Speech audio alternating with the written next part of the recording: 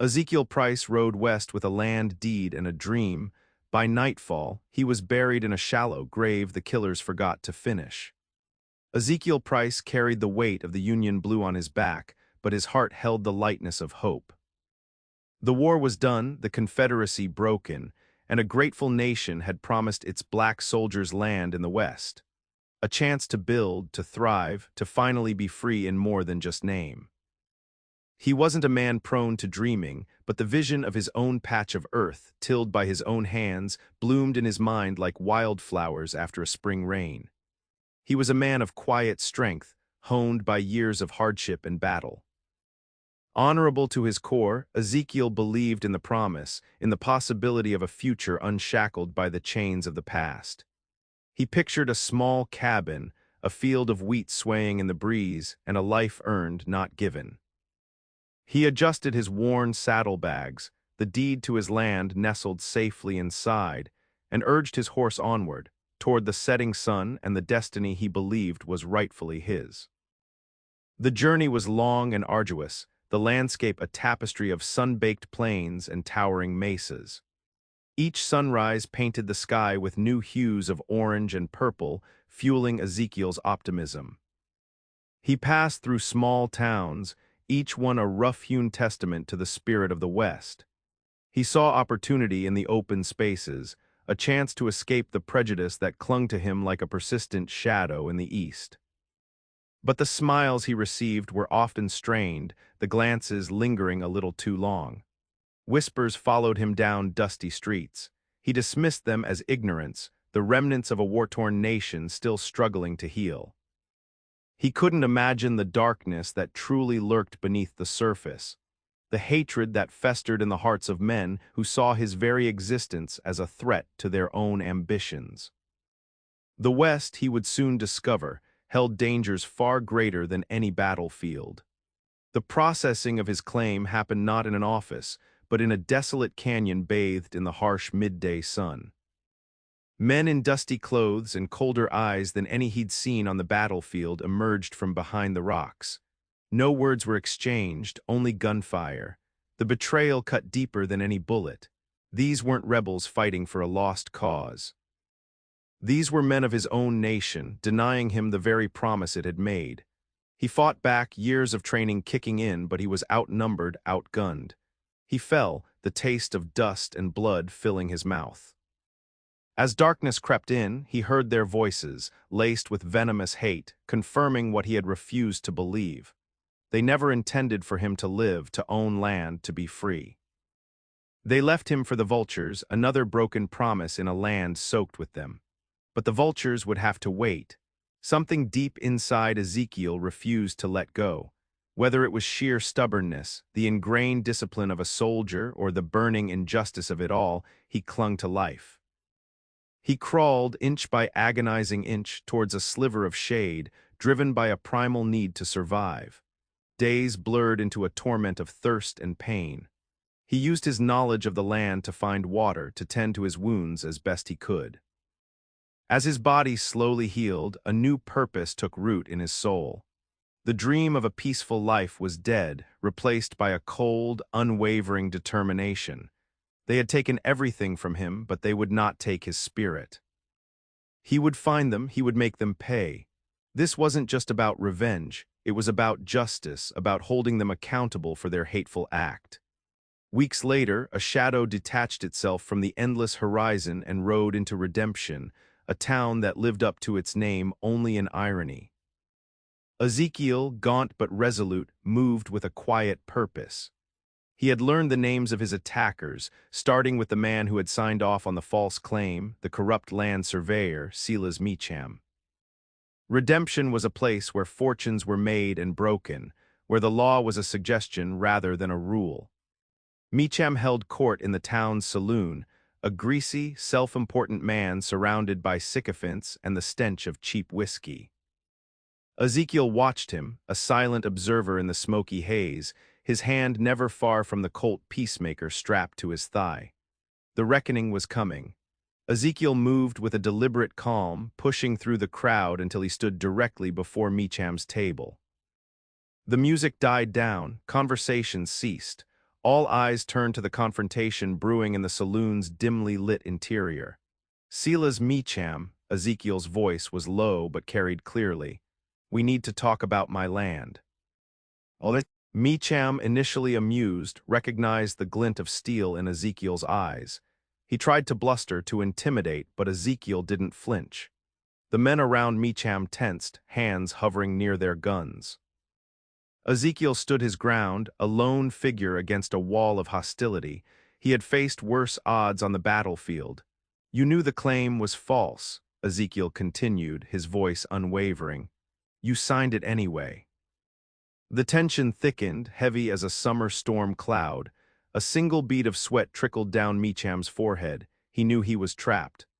Flashback, a muddy battlefield, the air thick with smoke and the screams of dying men.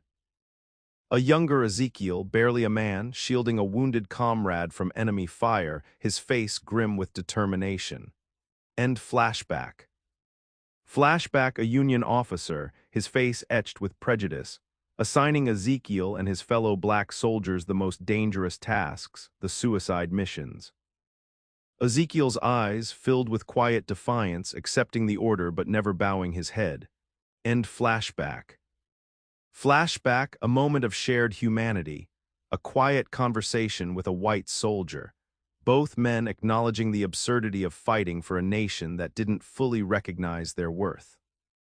A bond forged in the crucible of war. End flashback.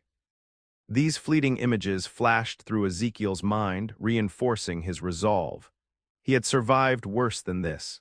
He had earned his place in this world. He would not be denied. The ensuing gunfight was short and brutal.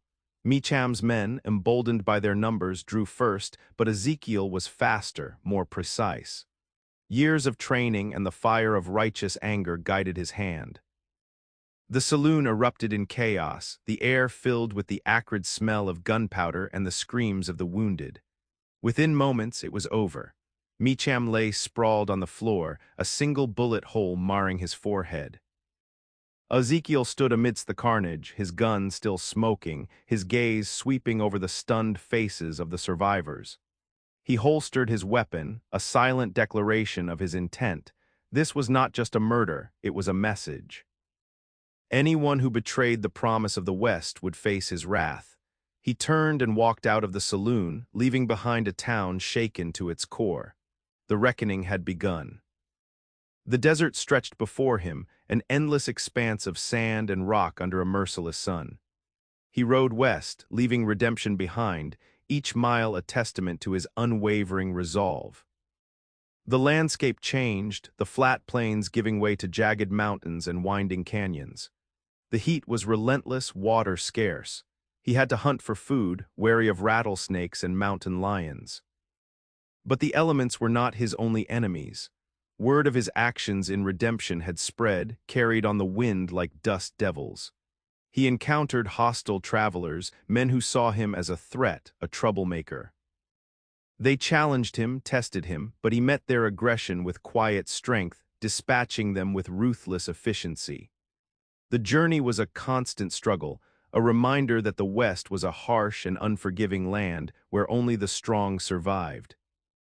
One evening, as Ezekiel camped near a dwindling stream, a figure emerged from the shadows. It was a woman, her face etched with the wisdom of the desert, her eyes holding a quiet intensity. She introduced herself as Two Rivers, a member of the Apache tribe, displaced from her ancestral lands by the same greed that had targeted Ezekiel. She had heard the whispers of a black man seeking justice, and she recognized the fire in his eyes, a reflection of her own pain. She offered him water and food, a silent acknowledgement of their shared struggle. "The men you hunt," she said, her voice soft but firm, "they have taken much from my people as well. I know the land, the ways of survival. I can help you." A hesitant trust sparked between them, a fragile alliance forged in the crucible of shared injustice. Two Rivers led Ezekiel towards the sprawling ranch of Jedediah Stone, a man whose wealth was built on stolen land and exploited labor. Stone was known for his cruelty, his blatant disregard for the law, and his unwavering belief in white supremacy. He was the one who had provided the money and the men for the ambush, seeing Ezekiel as a threat to his empire. The ranch was a fortress, surrounded by armed guards and barbed wire. Two Rivers knew the hidden paths, the weaknesses in Stone's defenses. They planned their approach carefully, using the cover of darkness and the natural terrain to their advantage. This wouldn't be a simple gunfight, it would be a strategic assault, a dismantling of Stone's power piece by piece. Ezekiel was ready. The time for reckoning had come once more. Ezekiel and Two Rivers moved like shadows, exploiting blind spots in Stone's security. They disabled the perimeter alarms, using their knowledge of animal behavior to create diversions.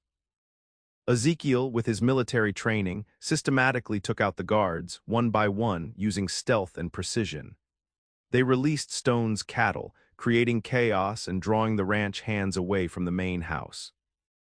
Two Rivers set small fires in strategic locations, further disrupting Stone's operation. They worked as a seamless team, their skills complementing each other, their shared purpose driving them forward. Stone's men were accustomed to brute force, but they were no match for Ezekiel's strategy and Two Rivers' intimate knowledge of the land. The hunter was now the hunted.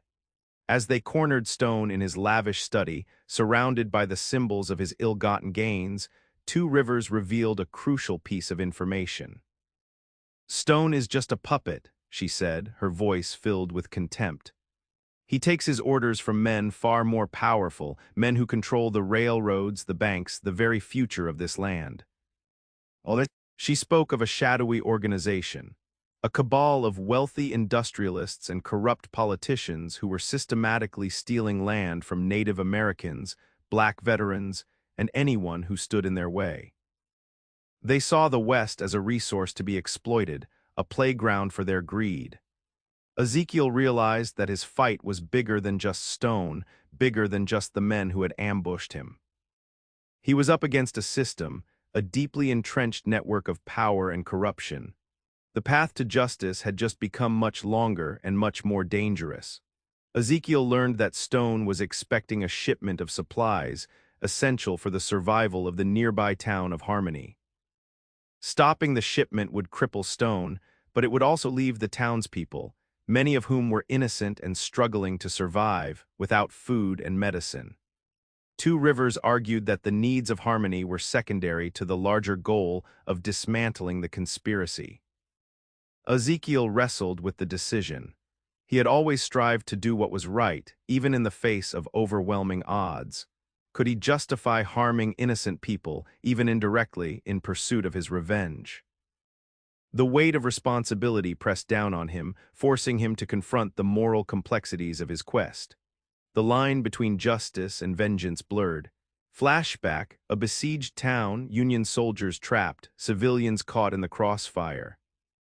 Ezekiel, a young sergeant, faced a terrible choice: order an artillery barrage that would save his men but decimate the town, or risk annihilation. He remembered the faces of the children, the pleas of the women. Flashback.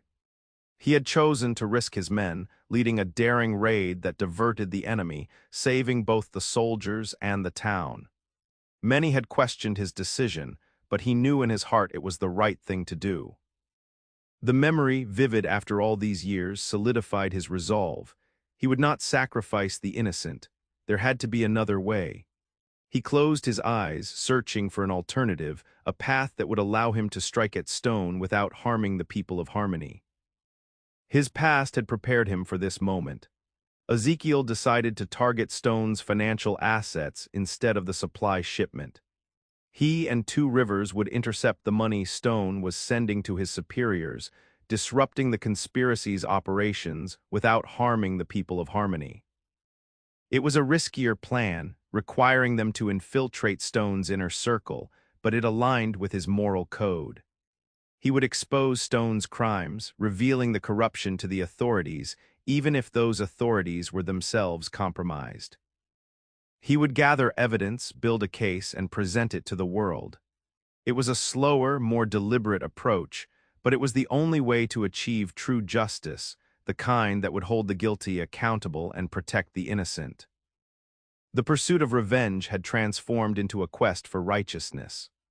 Months later, the trail led Ezekiel and two rivers to a grand estate overlooking the burgeoning town of Prosperity.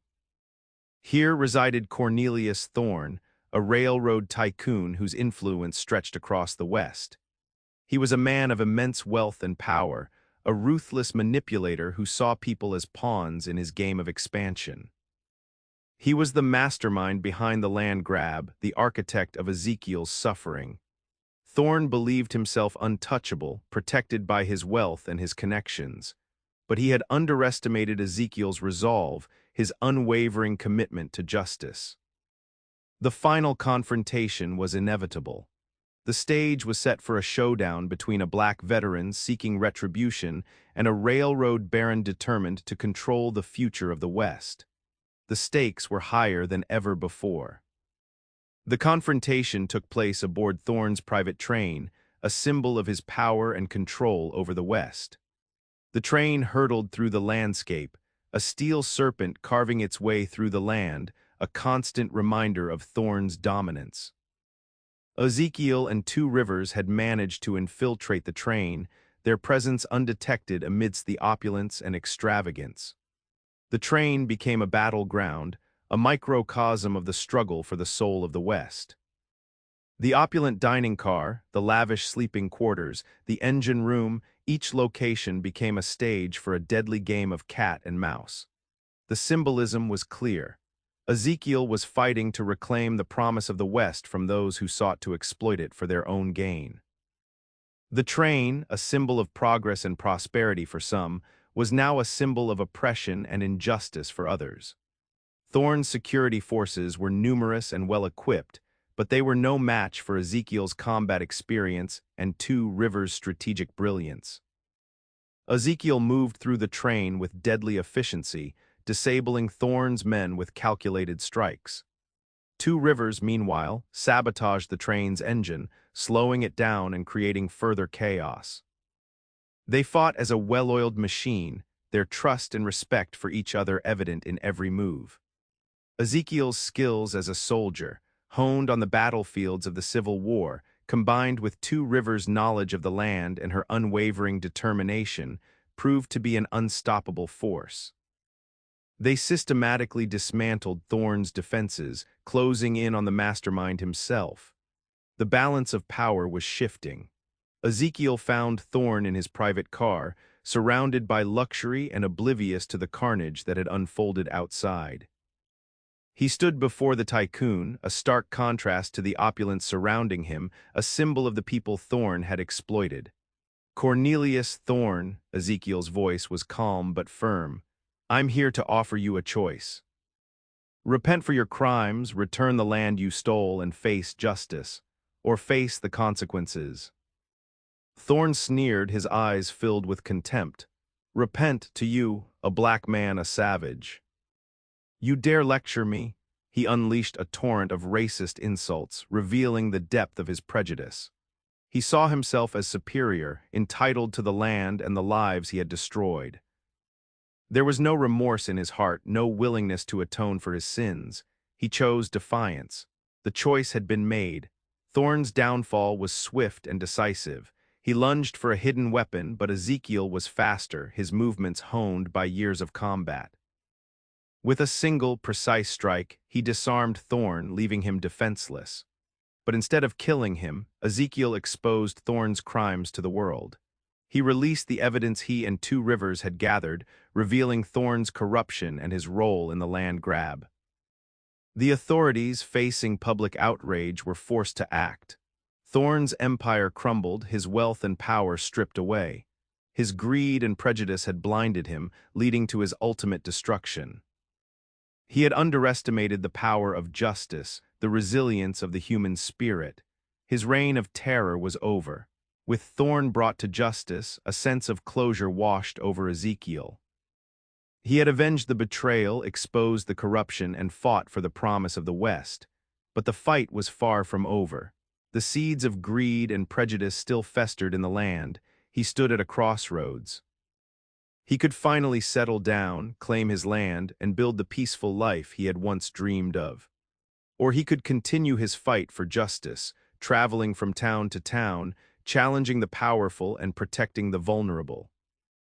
The choice weighed heavily on him, a decision that would define the rest of his days. The West needed him, but did he need the West? Ezekiel stood beside two rivers, the setting sun painting the sky in fiery hues. They exchanged a knowing glance, a silent acknowledgement of the bond they had forged. He knew his path was not one of peace, not yet. The fight for justice demanded his attention, his strength. With a gentle nod to two rivers, he mounted his horse and rode west towards the setting sun. He carried with him the weight of his past, the pain of betrayal, but also the hope for a better future. He was a symbol of resilience, a reminder that even in the darkest of times, justice could prevail. His silhouette against the fiery sky served as a warning to those who sought to exploit others, a beacon of hope for those who yearned for freedom and equality. His journey continued. As Ezekiel rode into the sunset, the fiery glow reflecting in his weary eyes, the question lingered, had he truly found peace? He had achieved his revenge, yes, but the scars of the past ran deep. Would the memory of the ambush, the faces of his fallen comrades, the sting of prejudice ever truly fade? Perhaps true peace was an illusion, an unattainable dream in a world filled with injustice. Perhaps his purpose was not to find peace, but to fight for it, to create it for others.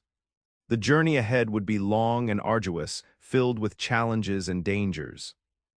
But Ezekiel knew, deep in his heart, that he could never truly rest until the promise of the West was a reality for all. The ghosts of his past would always ride with him, a constant reminder of what he had lost and what he was fighting for. Years passed, and the name Ezekiel Price became a whisper on the wind, a legend whispered in saloons and around campfires.